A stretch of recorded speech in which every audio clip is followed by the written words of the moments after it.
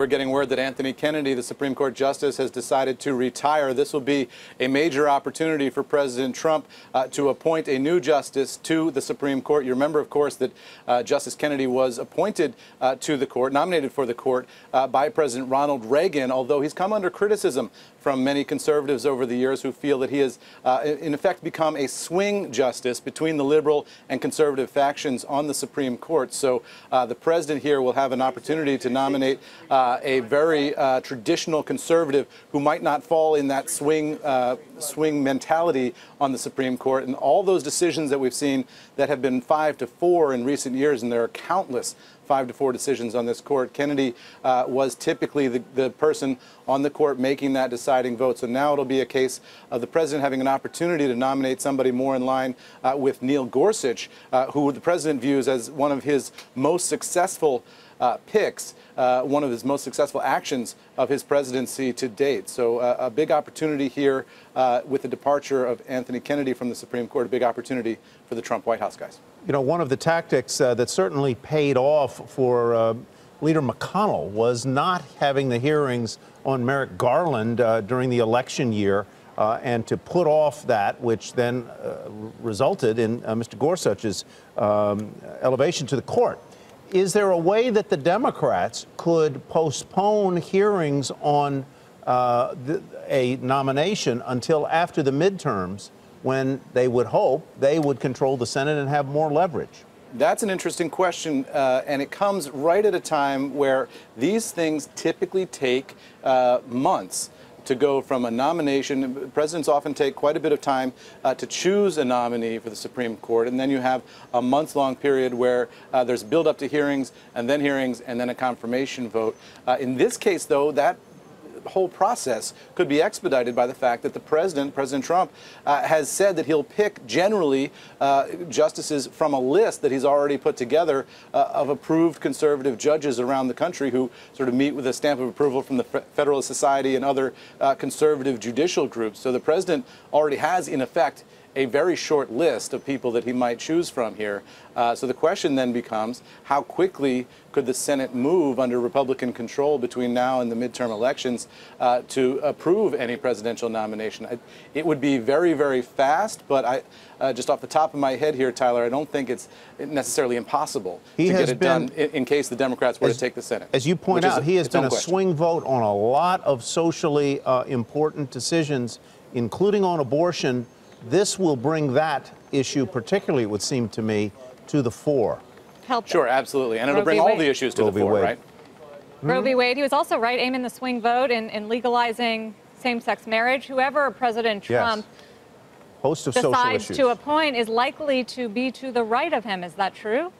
That's absolutely the case, that the president, whoever he picks, will be to the right of Justice Kennedy and therefore not a swing vote as often as we've seen Kennedy. Now, all of these justices have surprise. That's the thing about a lifetime tenure, is that it does come with the capacity to surprise.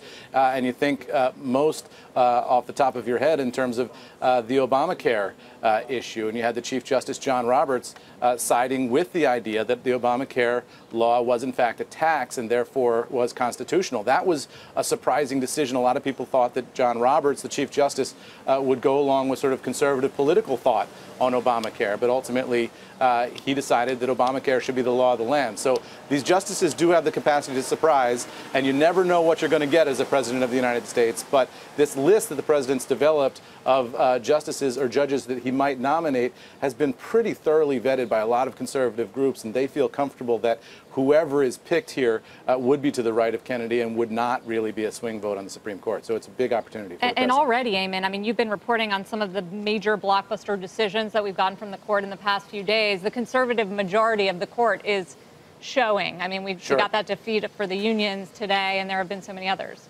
Yeah, I mean, just in the past 24 hours, right, we've had the Supreme Court upholding the president's travel ban, which was a dramatic decision by the court. And then this morning's decision, which is a real blow to public employee unions and unions generally. That's something that's been roundly applauded by conservatives because it robs the unions of the ability to charge non-union members union dues because under the argument that you know what, you're benefiting from the union, so you have to pay these dues anyway, even if you don't want to be a member as an individual employee.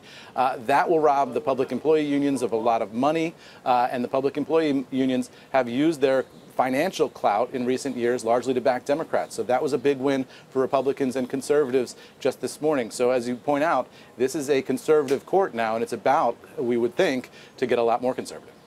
Anyone else? Could anyone else retire? I mean, I know this was rumored, but there are a few octogenarians on the bench. Justice Ginsburg has had looking at some bouts of bad health. She's, I believe, in her 80s. That would be hard to believe that she would step down in a Trump administration. She's 85 years old.